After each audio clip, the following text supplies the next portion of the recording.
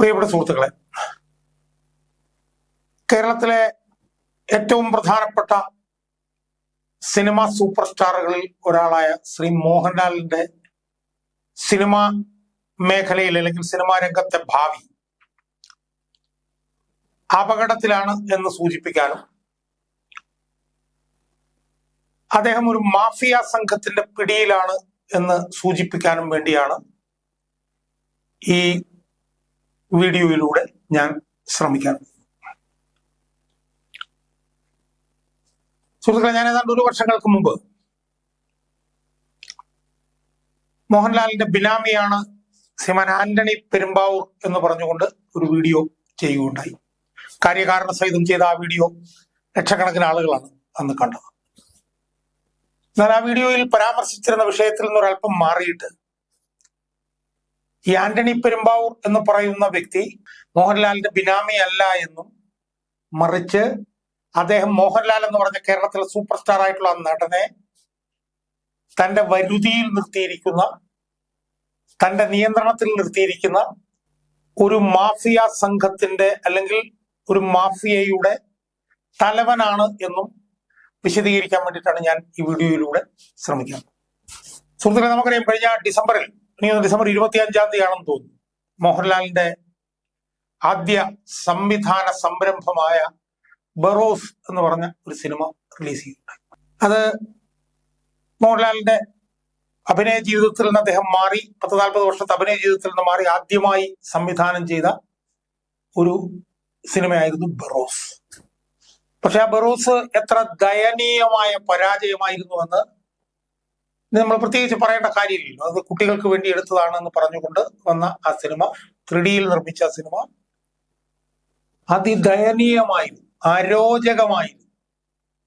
അരോചകം എന്ന് പറഞ്ഞാൽ മിനിറ്റുകൾ പോലും ഇരുന്ന് കാണാൻ കഴിയാത്തത്ര അരോചകമായിരുന്നു, അസഹനീയമായിരുന്നു ആ ബറോസ് എന്ന് പറയുന്ന സിനിമ. ആഫ്രിക്കനർ എന്ന് പറയുന്ന ഒരു ഭൂതവും ഇസബെല്ല എന്ന് പറയുന്ന ഒരു ഈ പറഞ്ഞ പോലെ മലയാളി പോർച്ചുഗീസ് വംശജയുമായ ഒരു ചെറുപ്പക്കാരി, ഒരു കുട്ടിയും ആയിരുന്നു അതിനകത്തെ പ്രധാനപ്പെട്ട കഥാപാത്രങ്ങൾ. അത് ഏതാണ്ട് 150 കോടി രൂപ മുടക്കി നിർമ്മിച്ച ഒരു സിനിമയായിരുന്നു. എന്നാൽ അതിനാകപ്പാടെ കിട്ടിയ വരുമാനമായി നമ്മൾ കേൾക്കുന്നത് ഏതാണ്ട് 20 കോടി രൂപയാണ്. അത് 3Dയിലെടുത്ത സിനിമയാണ്. നമുക്കറിയാം, 1984-ലാണ് ഒരുപക്ഷെ അന്നത്തെ ഈ 3D സിനിമയായിട്ടുള്ള മൈ ഡിയർ കുട്ടിച്ചാത്തൻ എന്ന് പറഞ്ഞ ആ ഒരു വിഖ്യാതമായ ചലച്ചിത്രം ഇറങ്ങുന്നു 1984. കുട്ടികൾക്ക് വേണ്ടിയുള്ള ഒരു ചിത്രമായിരുന്നു, എങ്കിലും എല്ലാ വിഭാഗം ജനങ്ങളെയും ആകർഷിച്ച ഒരു ചിത്രമായിരുന്നു. ഡയറക്ടർ ജിജോ പുന്നൂസ് ആയിരുന്നു.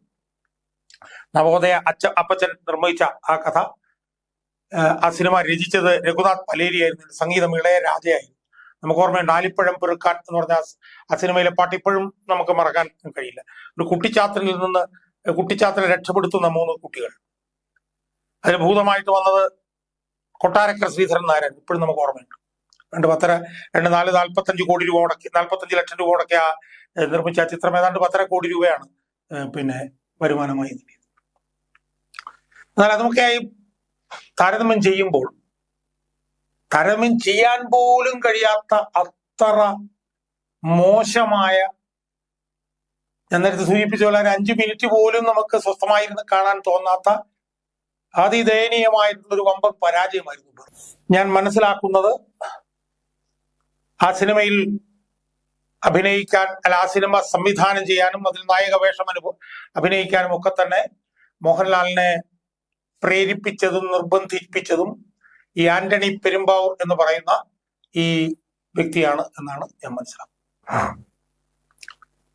അദ്ദേഹം കഴിഞ്ഞ ഏതാണ്ട് 1-2 പതിറ്റാണ്ട് കാലമായി മോഹൻലാലിന് മേൽ ഏറ്റവും കൂടുതൽ സ്വാധീനം ചെലുത്തുന്ന ഒരു മനുഷ്യനാണ്.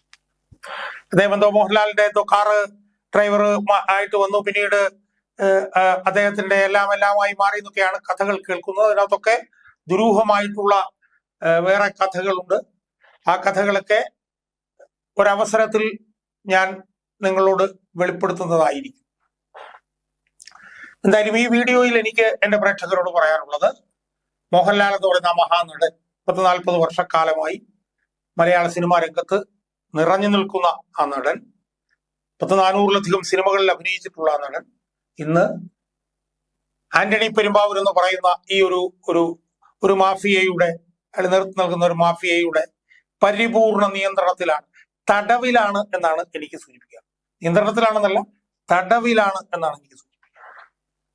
എനിക്ക് മോഹൻലാൽ എന്ന മഹാനടനോട് ഈ വീഡിയോയിലൂടെ എനിക്ക് പറയാനുള്ളത്, അങ്ങ് എത്രയും പെട്ടെന്ന് ഈ ആന്റണി പെരുമ്പാവൂർ എന്ന് പറഞ്ഞ ഇയാളുടെ നിയന്ത്രണത്തിൽ നിന്ന്, ക്രച്ചസിൽ നിന്ന് പുറത്ത് വന്നില്ല എന്നുണ്ടെങ്കിൽ അങ്ങയുടെ അഭിനയ ജീവിതം തന്നെ അപകടത്തിലായി പോകും.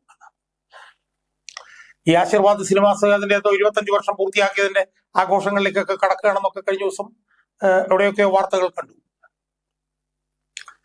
2000-ലോ മറ്റാണെന്നാണ് എനിക്ക് തോന്നുന്നത് ഈ ആശീർവാദ് സിനിമാസ് രൂപീകരിക്കുന്നത്. അപ്പൊ അതിന്റെ പേരിൽ നിർമ്മിക്കുന്ന സിനിമകളിൽ എല്ലാം മോഹൻലാൽ ആയിരിക്കും നായകൻ. കഴിഞ്ഞ ഒരു 10 വർഷം എടുത്തു നോക്കിയാൽ മോഹൻലാൽ നായകനായ 34 സിനിമകളിൽ 16 സിനിമകളിലും മോഹൻലാൽ ആയിരുന്നു നായകൻ. കഴിഞ്ഞ 10 വർഷം നമ്മൾ എടുത്തു കഴിഞ്ഞാൽ ഏതാണ്ട് 28 സിനിമകളിൽ മോഹൻലാൽ അഭിനയിച്ചിട്ടുണ്ടെങ്കിൽ അതിൽ ഏതാണ്ട് 4 സിനിമകൾ ഒഴിച്ച് ബാക്കിയെല്ലാം ഈ പറഞ്ഞതുപോലെ ദീർഘകാലം സിനിമ സംവിധാനം ചെയ്ത സംവിധായകരുടെ സിനിമയിൽ ആണ് എന്ന് നമുക്ക് കാണാം. എന്തായാലും ആന്റണി പെരുമ്പാവൂർ എന്ന് പറഞ്ഞ ഈ മനുഷ്യൻ മോഹൻലാലിന് മേൽ ചെലുത്തുന്ന സ്വാധീനം, അത് മോഹൻലാലിന്റെ അഭിനയ ജീവിതത്തെ തകർത്തു താറുമാറാക്കിയിരിക്കുകയാണ് എന്നാണ് എനിക്ക് സൂചിപ്പിക്കുന്നത്. ഒരു 2-3 ഡസനിലധികം സിനിമകൾ ഈ ആശീർവാദ് സിനിമാസിന് വേണ്ടി ആന്റണി പെരുമ്പാവൂർ മോഹൻലാലിനെ നായകനാക്കി നിർമ്മിച്ചിട്ടുണ്ട്. അതിൽ ഒരു വിരലിലെണ്ണാവുന്ന 2-3 സിനിമകൾ ഒഴിച്ച് ബാക്കി എല്ലാ സിനിമകളും വമ്പൻ പരാജയങ്ങളായിരുന്നു എന്നുള്ളത് നമ്മൾ മനസ്സിലാക്കണം.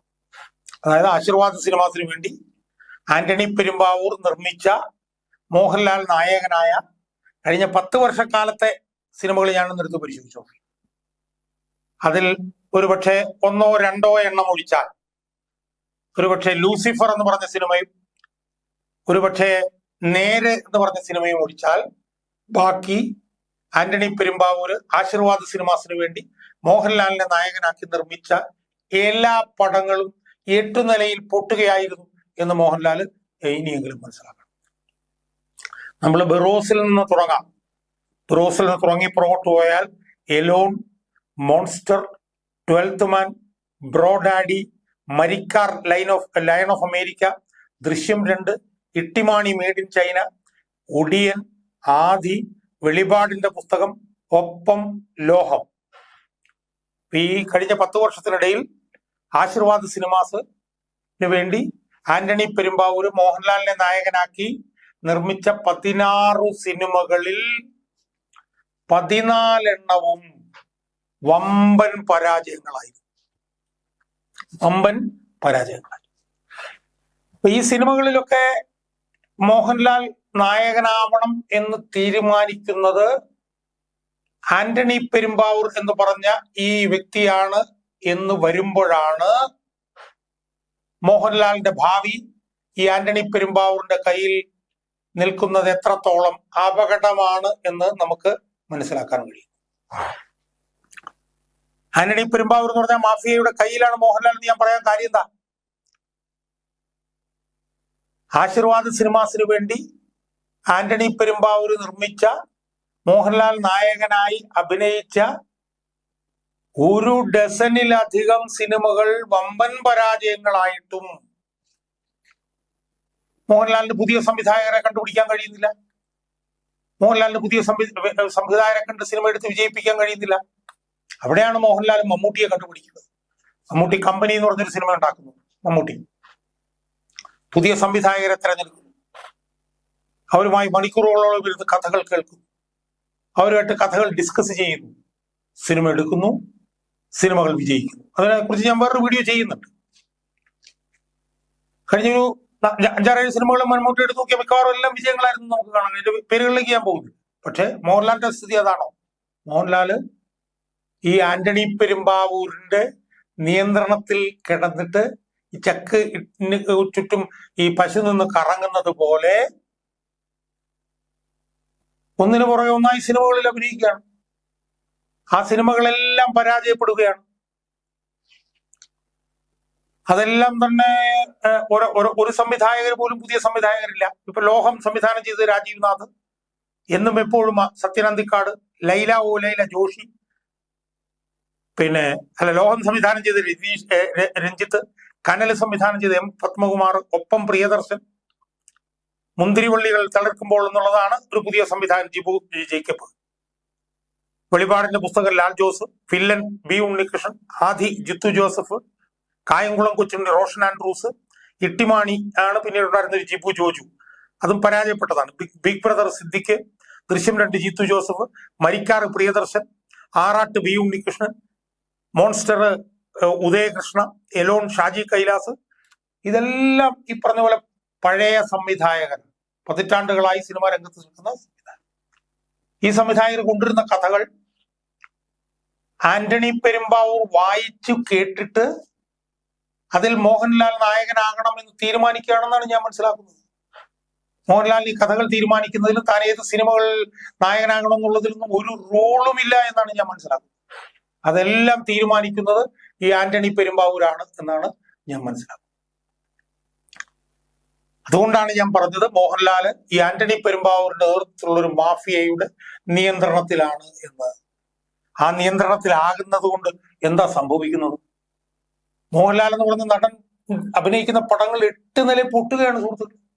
ഇപ്പൊ ലൂസിഫറോ അല്ലെങ്കിൽ നേരോ പോലുള്ള ചുരുക്കം ചില സിനിമകൾ ഒഴിച്ചാൽ കഴിഞ്ഞ ഒരു 18 കാലത്തിനിടയിൽ മോഹൻലാൽ അഭിനയിച്ച എത്രയോ പടങ്ങൾ, 1.5 ഡസൻ സിനിമകളാണ് 8 നിലയിൽ പൊട്ടിയിട്ടുള്ളത്.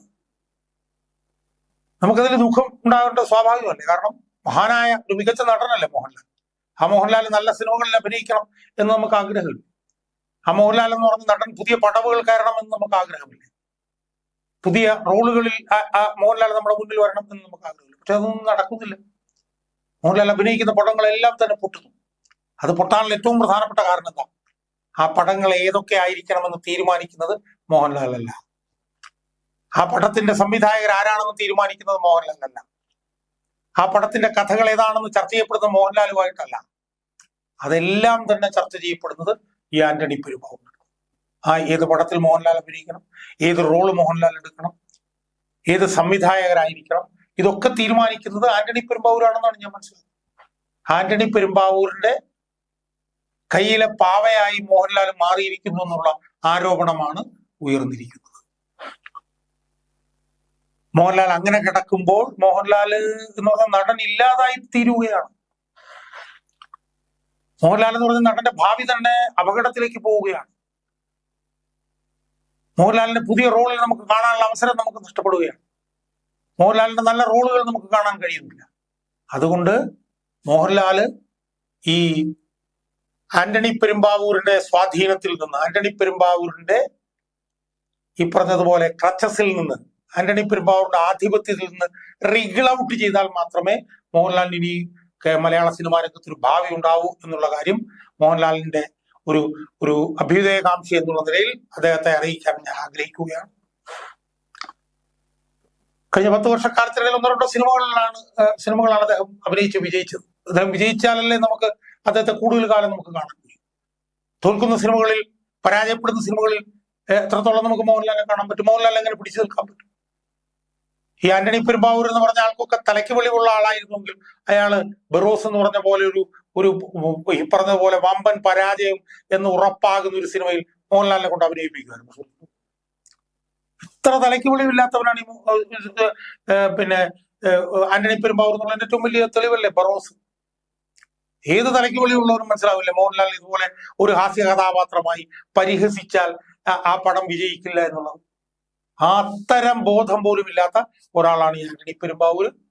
അതുകൊണ്ട് ആന്റണി പെരുമ്പാവൂരിന്റെ നിയന്ത്രണത്തിൽ നിന്ന്, സ്വാധീനത്തിൽ നിന്ന് രക്ഷപ്പെട്ടാൽ മാത്രമേ മോഹൻലാലിന് നിലനിൽപ്പുള്ളൂ എന്നുള്ളത് മോഹൻലാലിന് മനസ്സിലാവണം.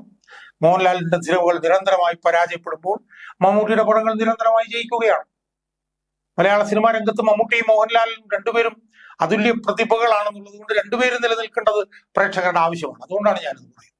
അതുകൊണ്ട് മോഹൻലാലിന് ഇനി രക്ഷ കിട്ടണമെങ്കിൽ മോഹൻലാൽ ഒരു നല്ല നടനായി മലയാള സിനിമാ രംഗത്ത് തുടരണമെന്നുണ്ടെങ്കിൽ, മോഹൻലാലിന് നല്ല സിനിമകളിൽ അഭിനയിക്കാൻ കഴിയണമെങ്കിൽ, മോഹൻലാലിന് ജനങ്ങൾ നല്ല നടൻ എന്നുള്ള നിലയിൽ ഇനിയും ദീർഘകാലം ഓർത്തിരിക്കണമെന്നുണ്ടെങ്കിൽ അടിയന്തരമായി അദ്ദേഹം ചെയ്യേണ്ടത് ഈ ആന്റണി പെരുമ്പാവൂർ എന്ന് പറഞ്ഞ ഈ തലയ്ക്ക് യാതൊരു ബോധവുമില്ലാത്ത ഇയാളുടെ നിയന്ത്രണത്തിൽ നിന്ന് പുറത്തു വരികയും താൻ ഏത് സിനിമയിലാണ് അഭിനയിക്കേണ്ടത്, താൻ ഏത് റോളിലാണ് അഭിനയിക്കേണ്ടത്, താൻ ഏത് സംവിധായകരുടെ സിനിമയിലാണ് അഭിനയിക്കേണ്ടത് എന്നൊക്കെ മോഹൻലാൽ സ്വതന്ത്രമായി തീരുമാനിക്കുന്ന ഒരു നില വരികയും ചെയ്യണം. അതിന് പകരം ഈ ആന്റണി പെരുമ്പാവൂരിന്റെ കയ്യിൽ കിടന്ന് കളിക്കുകയാണ് മോഹൻലാൽ ചെയ്യാൻ ഉദ്ദേശിക്കുന്നതെങ്കിൽ അധികകാലം മോഹൻലാലിന് മലയാള സിനിമാ രംഗത്ത് നിലനിൽക്കാൻ കഴിയില്ല എന്നുള്ള കാര്യത്തിൽ എനിക്ക് യാതൊരു തർക്കവുമില്ല.